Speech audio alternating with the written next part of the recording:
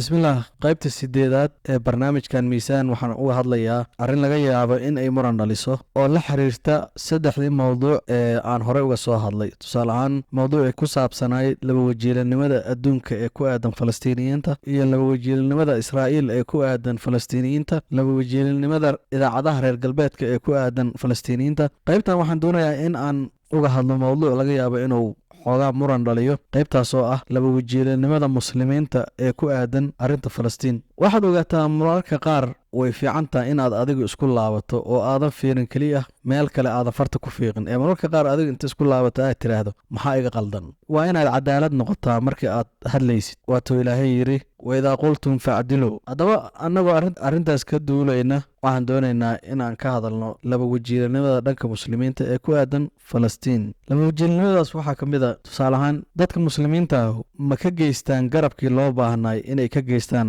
arrinta Falastiin. aan ku bilaabe dowladda ugu dhow oo ay xuduudda leeyihiin una muuqata waa Masar. dowladda Masar isxaan ma u samaysaa falastiiniyiinta? waxaa laga yaabaa dad badan in aysan ka warqabin arrintaas, maxaa yeele ma aha arrin laga hadlo. laakiin Masar waxa ay ka mid tahay dadka ku haya dhibaatada ugu weyn ku haya falastiiniyiinta. haddii ahaa lahayd dhaqdhaqaaqooda koontaroosho, haddii ahaa lahayd wax kastoo ay heli lahaayeen oo ay ka xirto, haddii ay ahaa lahayd Masar waa dowladda ugu horreysay ee carab ah ee aqoonsatay Israa'iil. fidnadaas ayadaa furtay. haddana inta badan way wada aqoonsadeen, wax haraaba iska yar. qaar ka midana si hoose ayay u aqoonsadeen, qaar ka midana si loo jeeda ayay u aqoonsadeen. laakiin dowladda bilowday arrintaas waa Masar laga yaabay shacabkoodu inay taageersan yihiin falastiiniyiinta, laakiin dowladoodu dhibaato aad u weyn ayay ku haysaa falastiiniyiinta. laba wajiilanimada muslimiinta waxaa ka mid ah 57 ayaa lagu sheegaa dowladaha muslimiinta ee adduunka. meeqa dowlad ayaa taageerta falastiiniyiinta? amba kusii dare caalamka dowladaha sunniga ayaa u badan dunida, laakiin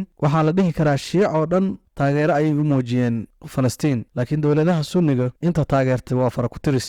harowdana waxaan rabnaa inaan shiicada wax ka sheegno. waxyaabo badan ayaan ka hadli karnaa marka aan ka hadlayna laba wajiilanimada muslimiinta ee ku aadan arrinta Falastiin. waxaa ka mid a dowlado muslimiin ah oo dad kale oo muslimiina dhibaato ku haya oo haddana sheeganaya inay Falastiin u damqanayaan. hore ayaan uga soo hadlay mowduucii hore. waxaa ka mid a Turkiga oo kurdiyiinta dhibaato ku haya, Sacuudiga yamaniyiinta dhibaato ku haya, Iiraan, Suuriya, Masaarida naftirkooda dhibaato ayay ku hayaan, dad badanay dhibaato ku hayaan. Ciraaq ayaa ka mid ah. macnaha waxaa jirta laba wajiilanimo aad u weyn oo dadku ayagoo dadka dhibaato weyn ku haya ay haddana iska dhigayaan inay la jiraan kuwo kaloo dhibaataysan. arrintaasna waa arrin siyaasadeed, waxaana u badan tahay in berita haddii dagaal runa dhaco iyo waxyaabahaas la midka ah waxaas inay yihiin af, sida haddaba Iiraan ka muuqata. Iiraan waagii hore way bootay jirtay iyo Xisbullah labadaba waxay iska dhigi jireen haddii loo baahdo, maalintii loo baahdo inay garab taagan yihiin falastiiniyiinta, laakiin maanta dib ayay u baxeen, way cabsadeen. laba wajiilanimada muslimiinta ee dhanka falastiiniyiinta waxaa ka mid ah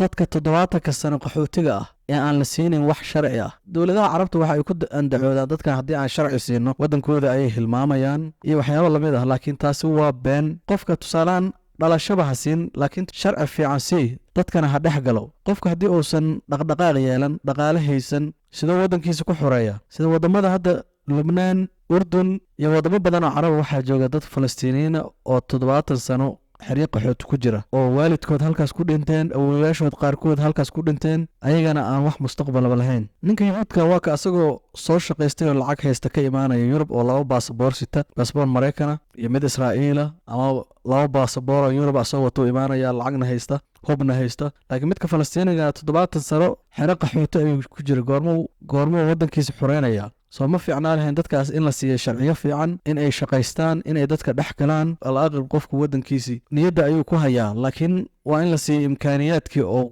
uu ku dagaalami lahaa iyo waxyaabo lamid ah. waxaad arkaysaa dad wadaado u badan oo dhahaya falastiiniyiintu wax la taageero maba istaahilaan, maxaa yeelay shiica ku jirta aa ka buuxda, haye kirishtaana ka buuxa, waa garta qowmiyiina ka buuxda, marka malba istaahilaanba in la taageero. dad badan oo weliba culimo sheegta ayaa halkaas taagan. qaar ka mid a waxa ay leeyihiin may ka qaxaan meesha, maxay ugu dhimanayaan? okay, haddii ay qaxaan waa wax la ogyahay hore ayay u qaxeen dhowr mar dibna uma soo laaban qofkii qaxa booskiisa waa la qaadanaya dib dambana uma soo laabanayo marka meel kale ma haysaa adigana waa u diiday inaa meel siiso waa u diiday haddii ay qaxaan marka xagee aadayaan dooqa keliya oo ay haystaan ayaa ah inay meeshooda joogaan ha ku dhintaan ama ha ku noolaadaan nasiibkood dad muslimiinta ka mid a ayaa dhahaa maxay isugu dirayaan may si nabada wax ku raadiyaan oo ka aamusaan iyo waxyaaba saas laakiin xaqiiqda waxay tahay haddaad aamustana waa lagu dilayaa haddii aad iska celisana waa lagu dilaya laba jeeraba dilma hore ayaa tahay sooner or later way un kaa soo daaxi kartaa laakiin dil suga ayaa tahay maxaa yeele ninkan dhulka ayuu rabaa wax ka yarna ma ku qancaayo inuu dhulkaas wada qabsado weliba dhulkaas keliya ma rabo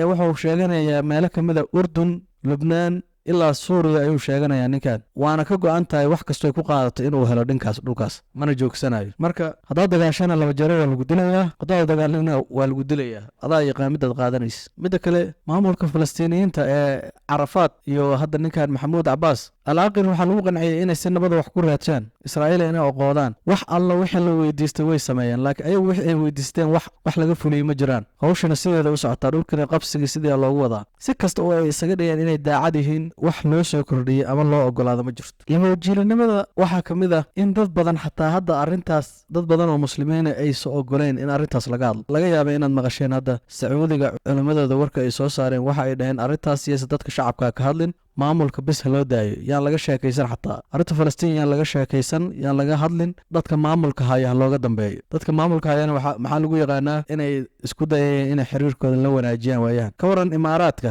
oo markii wax dhaceen la safatayba sahyuuniyadda la safatay ka waran dadkaas ayaa wax laga sugayaa war wax kale iska daa inay wax kale u qabtaan laakiin xataa waxaa laga hadal hiila ah ayaa lagala-aya carabtii iyo muslimiintii maanta 57 dowladood meeqa ayaa xataa hadal ahaan ugu heelisa falastiiniyiinta marka waa labawajiilanimo saa'ida ayaan dhihi karaa arrintaas insha allah mawduucaas intaas ayaan ku ekeeyey